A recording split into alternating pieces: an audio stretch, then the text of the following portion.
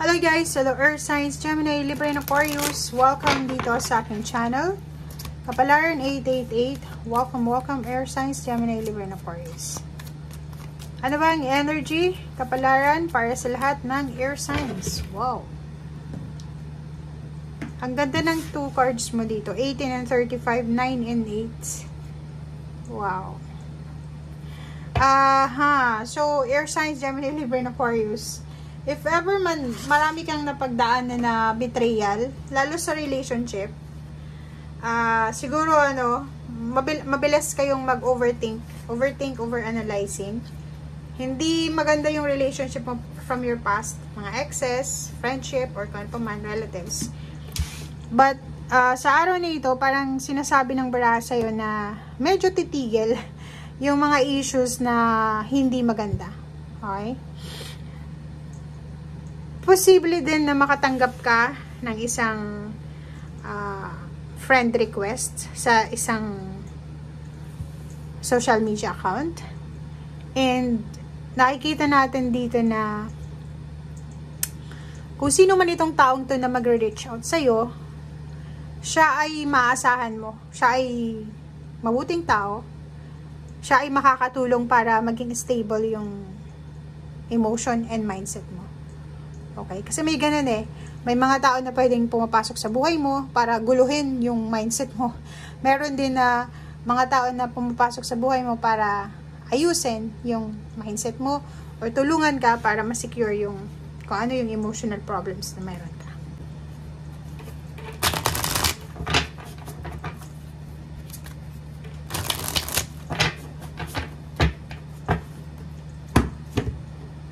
Okay, Air Signs. Prince of Cups, yun na nga.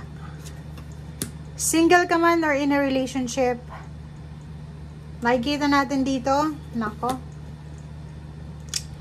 may decision making ka na kailangan na gawin sa araw na ito. May relationship ka man or wala, may trabaho ka man or wala, pwedeng ang matatanggap mong offer ngayon, it's an offer of job, business, partnership, collaboration, or relationship. Pwede dito, pera or pagkakakita. So, bago ka gumawa ng desisyon, kailangan mo munang timbangin yung sitwasyon. Isipin mo kung ano yung makukuha mo dito sa mga ino-offer na to sa'yo. Yung pros and cons. And be true to yourself and be realistic sa pagpipili or sa mga choices na gagawin mo sa araw na ito. Kasi kung makikita mo dito, pwedeng yun na nga yung sabi ko sa'yo dito na matatanggap mo na message or pwedeng friend request or offer or proposal. Hindi naman sa lahat ng proposal na ipopropose sa'yo is tatanggapin mo. Kailangan mong timbangin. Kailangan mong i-weigh yung kung saan ka ba dito magiging masaya, kung ano yung kaya mo. And wag natin kukunin yung mga responsibilidad or yung kahit hindi mo alam, nagtrabaho, may nag-offer sa'yo. Hindi mo alam kung ano yung trabahong ito, tatanggapin mo. Huwag ganun. Okay? Relationship ganun din. May mga tao kasi na pag nagkakagusto sa kanila, kahit hindi nila gusto, tinatanggap nila. So, if ayaw mo, reject. Parang ganun. Be real. Okay?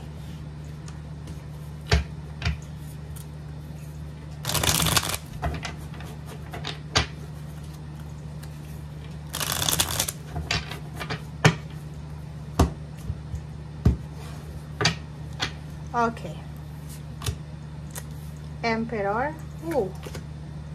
Sabi na. Nako, guys, etong gino-offer na to, it's either empowerment. It's either nag-o-offer ng higher salary, increase ng salary, position sa trabaho, malaking halagang pera, financial success and stability. Pwedeng sa ibang bansa ito, or pwedeng sa Pilipinas.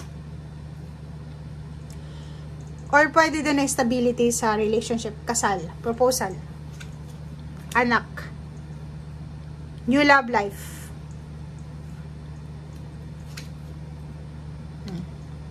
Diba? Tingnan mo. Oh. Sinasabi ng baraha na etong ino-offer na to sa'yo, kailangan mo ditong i-sacrifice yung isang bagay. Like for example, may asawa ka, may nag-offer sa'yo ng relationship. Or kahit wala kang asawa, girlfriend, boyfriend, live-in partner, kailangan mo isakripisyo yung isang bagay dito, like pamilya mo. Kasi may commitment ka na eh. Kailangan mong tapusin bago ka makipag-commit dito. Huwag kang gagawa ng desisyon na mabilis. Kung ayaw mo daw masira yung pamilya mo, nakakaloka to. Kailangan mong pag-isipan ng mabuti. Kung relationship to, guys. Kung trabaho naman yan, sinasabi na huwag kang magpadalos-dalos sa pagdidesisyon dito.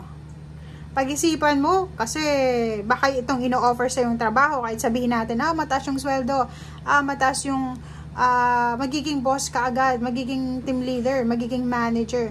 Eh kung 1 month lang siya, 'di ba?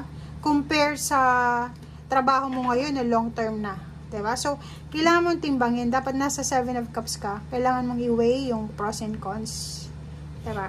So, 'yun. Oh, 'di ba? I-weigh mo daw. Timbangin mo yung sitwasyon. And isipin mo na ang dami-daming walang trabaho ngayon, 'di ba? Mahirap makipag-compete, mahirap makipag-rat race. Ang daming bagong graduate ngayon na walang trabaho, unemployed. Maraming mga may nakapagtapos ng propesyon pero yung trabaho nila hindi yung propesyon na tinapos. 'Di ba? So 'yun. 8 of Pentacles, trabaho. So nakikita natin dito, guys, na may posibleng kailangan mo nang bigyan ng focus. Kung may kasalukuyan kang trabaho, dun ka muna mag-focus. Okay? Tapusin mo muna yung obligasyon mo dito bago ka mag-focus sa iba. Kasi parang sinasabi ng 8 of Pentacles dito na kailangan mo ng detalye. Detalyado dapat. Para hindi ka magkamali. And yung 10 of Pentacles din, sinasabi ng baraha sa'yo na ano man itong ginagawa mo sa ngayon, ha? Kung ano man itong ginagawa, hindi ito yung ino-offer sa'yo, ha? Kung ano man itong ginagawa mo sa ngayon, eto ay magdadala sa'yo ng sobra-sobrang financial fulfillment. Pera. Diba? Tangible things. So, yun ang pwedeng sagot doon sa iba na ino-offera ng mga malaking sweldo, higher position, managerial position, mga benefits or kano pa man. Yun lang. Mag-iingat ka. Kasi posibleng short term lang yan. Etong ginagawa mo is long term siya. 'Di ba? Long term siya. Sinasabi ng baraha sa'yo dito na yung mga pangarap mo sa buhay, kaya mo yan na makuha kahit na walang may mag-o-offer sa'yo ng kung ano-ano. Oh. Tingnan mo. Savings. Sa future, sinasabi ng baraha, siguro yung decision making mo dapat is i-base mo siya hindi sa ngayon. I-base mo siya sa future mo. Like, ano ba yung ini-expect mo na hinaharap? Yun ang dapat mong bigyan ng pansin. Yun yung sinasabi sir dito. Okay? Huwag tayong mag-settle sa isang sitwasyon, relationship man, trabaho, negosyo, na pwedeng pang madalian lang, tapos pagsisisihan mo pa. Kasi ang sinasabi ng baraha, Page of Wands, is paano ka magsisik sa future, may edad ka na. Paano ka babalik? So, wag na wag mong sasayangin yung mga pinaghirapan mo. 'Di ba? Wag mong sayangin yung pinaghirapan mo para mag-settle ka lang sa kung ano yung uso ngayon. 'Di ba? I-give up mo yung pamilya mo dahil sa offer na stability sa relationship. I-give up mo yung long-term na work mo dahil sa offer ng managerial position. So, ingat ka. Okay? So, yan guys ang sinasabi ng baraha. Thank you. Bye!